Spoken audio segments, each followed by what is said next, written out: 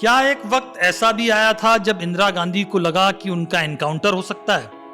क्या इमरजेंसी के बाद मोरारजी सरकार की एक गलती ने इंदिरा गांधी का बिगड़ा भविष्य झटके में सुनहरा बना दिया था? और क्या 3 अक्टूबर 1977 को एक नाटक हुआ और उसी तरह का नाटक राहुल गांधी भी अब चाहते हैं, या कहें कि वो चाहते हैं कि बिल्कुल वैसा ही कुछ उनके साथ हो जाए?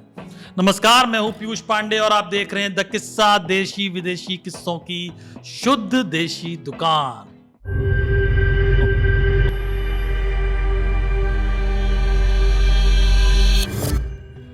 3 अक्टूबर 1977 शाम का वक्त था। ठंड के पंजों ने दिल्ली वालों को हल्का हल्का जकड़ना शुरू कर दिया था।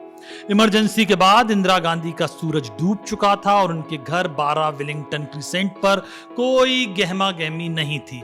संजय गांधी जरूर अपने कुछ दोस्तों के साथ बैडमिंटन खेल रहे थे। अचानक इंदिरा के पास एक फोन आया और घर के भीतर सरगर्मी शुरू हो गई। दरअसल इंदिरा गांधी को किसी अपने ने, जी हां, अपने ने सूचना दी थी कि किसी भी वक्त उनकी गिरफ्तारी हो सकती है। ऐसा ही हुआ। चंद मिनट बाद एनके सिंह की अगुवाई में सीबीआई की टीम 12 विलिंगटन क्रिसेंट पहुंच गई।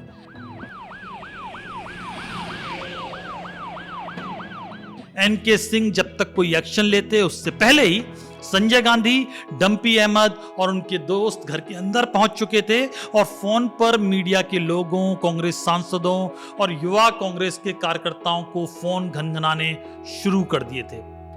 हर तरफ ट्रिंग ट्रिंग बज रही थी। बताने वाले बताते हैं कि गजब माहौल था बॉस। कांग्रेस कार्यकर्ता थोड़ी देर में ही इंदिरा के घर के बाहर पहुंच गए और नारे लगने लगे, इंदिरा गांधी जिंदाबाद, जिंदाबाद, जिंदाबाद। अब आपके मन में सवाल यह होगा कि आखिर इमरजेंसी के काले दौर के बाद भी ऐसे कौन लोग थे जो इंदिरा गांधी को टिप दे रहे थे कि उनकी गिरफ्तारी हो सकती है, और सरकार कर क्या रही थी? तो जनाब, इसका किस्सा कुछ यूं है कि इंदिरा के वक्त आईबी और सीबीआई में ही उनके पिट्टू थे।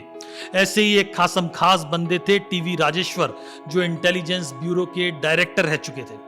इमरजेंसी के दौर में उन्हें उनके होम स्टेट यानी आंध्र प्रदेश भेज दिया गया था, लेकिन इंदिरा गांधी ने कांग्रेस मुख्यमंत्री चेन्ना रेड्डी की मदद से उन्हें दिल्ली के आंध्र भवन में बतौर रेजिडेंट कमिश्नर बुला लिया था और भाई अपना दिन भर बैठे बैठे आईबी सीबीआई के अपने दोस्तों से बात करता रहता था।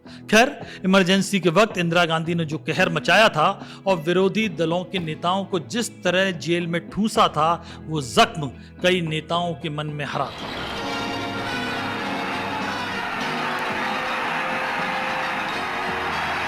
चौधरी चरण सिंह और जॉर्ज फर्नांडिस तो इंदिरा गांधी को फौरन जेल में ठूस देना चाहते थे। अटल बिहारी वाजपेयी, लाल कृष्ण आडवाणी जैसे नेताओं की भी यही सोच थी। लेकिन इंदिरा गिरफ्तार कब और कैसे हों, जनता पार्टी के भाई लोगों ने मीटिंग इस बात पर की।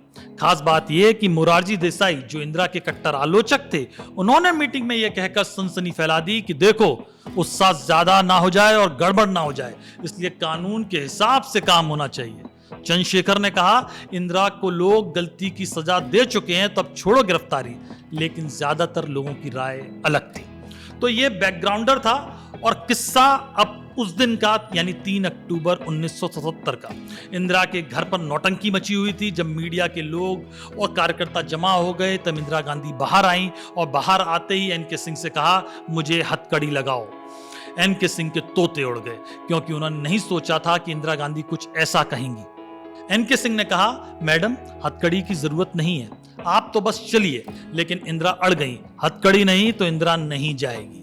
उधर गृह मंत्री चरण सिंह अपने दफ्तर में पल पल इस तमाशेबाजी की खबर ले रहे थे। मजे की बात यह कि एनके सिंह के पास गिरफ्तारी का कोई वारंट था ही नहीं साहब, और इंदिरा वारंट मांग रही थी।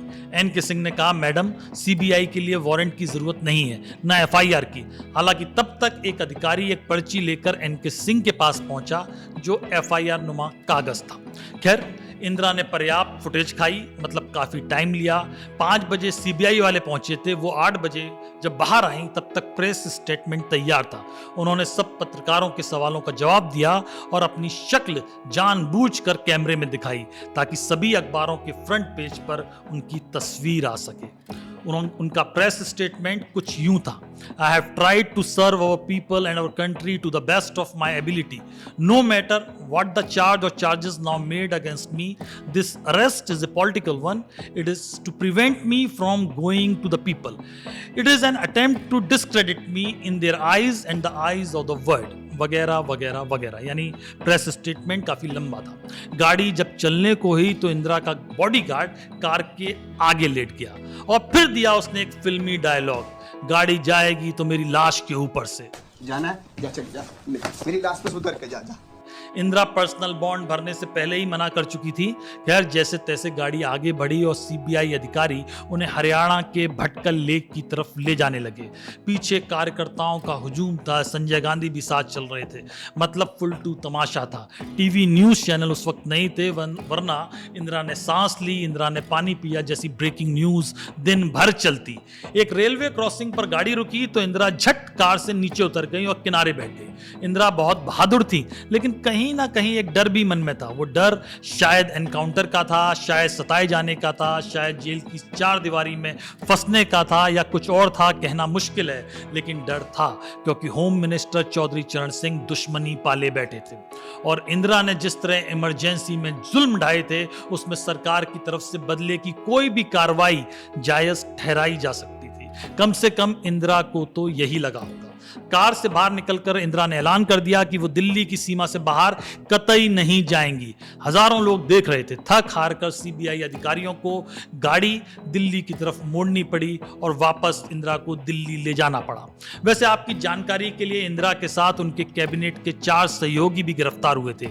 ये पूर्व मंत्री थे: KD Malviya, HR Gokhale, PC Sethi और डीपी चट्टोपाध्याय। इतनी नौटंकी हो रही थी तो आपको लगेगा कि आरोप बहुत गंभीर होंगे, तो वो भी समझ लीजिए। इंदिरा गांधी पर 2 मामलों में आरोप थे जो आईपीसी और भ्रष्टाचार निरोधक कानून के तहत थे। एक आरोप था कि उन्होंने चुनाव प्रचार में भ्रष्टाचार किया। मतलब चुनाव प्रचार के लिए 100 जीपें खरीदी गई और खरीदारी का पैसा कांग्रेस पार्टी ने नहीं बल्कि उद्योगपतियों ने दिया था। और दूसरा मामला ओएनजीसी और फ्रेंच तेल कंपनी सीपीएफ के बीच एक करार का था जिसमें इंदिरा के इन्वॉल्वमेंट के आरोप थे। मजे की बात यह कि पहले गिरफ्तारी की तारीख तय हुई थी 1 अक्टूबर, लेकिन शनिवार होने के कारण चौधरी चरण सिंह की पत्नी का कहना था कि वो दिन शुभ नहीं है जी, इसलिए गिरफ्तारी टाली जाए। इसके बाद 2 अक्टूबर गांधी जयंती और उस दिन भी 2 अक्टूबर को गिरफ्तारी नहीं की गई, इसलिए 3 अक्टूबर की तारीख पर अंतिम मोहर लगाई गई। गिरफ्तारी का समय शाम को रखा गया ताकि इंदिरा को कम से कम एक रात जेल में बितानी पड़े। लेकिन सरकार की बेवकूफी देखिए कि आरोप थे, सबूत नहीं। इंदिरा ने सिविल लाइंस थाने में रात बिताई और 4 तारीख को इंदिरा की जज रिपुसूदन दयाल की कोर्ट में पेशी हुई। उस वक्त वो एडिशनल चीफ मेट्रोपॉलिटन मजिस्ट्रेट थे। बाहर फुल टू तमाशा था। दोनों तरफ के कार्यकर्ताओं का हल्ला था, पुलिस के आंसू गैस के गोले थे, पानी की बौछारें थी। इंदिरा कटघरे में आई तो उन्होंने पानी मांगा। संजय गांधी ने फौरन पानी दिया। इंदिरा ने अपना रुमाल उसमें डुबोया और धीरे से रुमाल से आंखें पहुंची। दरअसल इंदिरा ने यह जताने की कोशिश की कि आंसू गैस के गोलों की वजह से आंखें कसमसा रही हैं। इंदिरा के चाहने वाले अदालत में यह देखकर भावुक हो गए। सबूत था नहीं तो जज ने 1 मिनट भी नहीं लगाया जमानत देने में।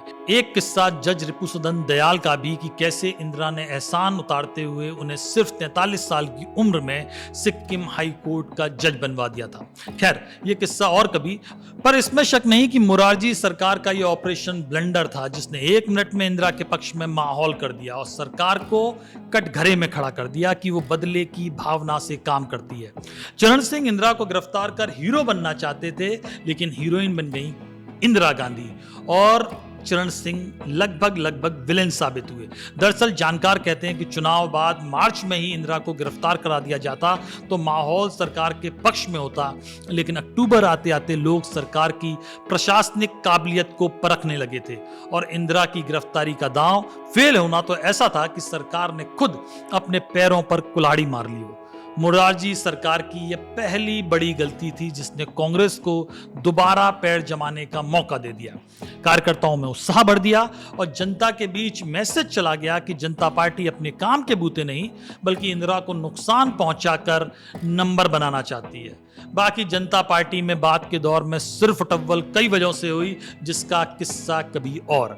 अब सवाल यह है कि क्या ऐसा ही कोई तमाशा कांग्रेस फिर चाहती है? ये किस्सा नहीं, अटकल है। लेकिन कई पॉलिटिकल पंडित कहते हैं कि किसी मामले में जाने अनजाने सरकार ऐसी गलती कर बैठे और राहुल सोनिया के साथ ऐसा हो जाए तो कांग्रेस को भयंकर फायदा हो सकता है। लेकिन ये अटकलें हैं। ये किस्सा आपको कैसा लगा हमें कमेंट बॉक्स में जरूर बताएं। आपने द किस्सा चैनल को अभी तक सब्सक्राइब नहीं किया है तो जरूर कर लें, क्योंकि यहां आपको मिलेंगे अलग अलग दिलचस्प सैकड़ों किस्से।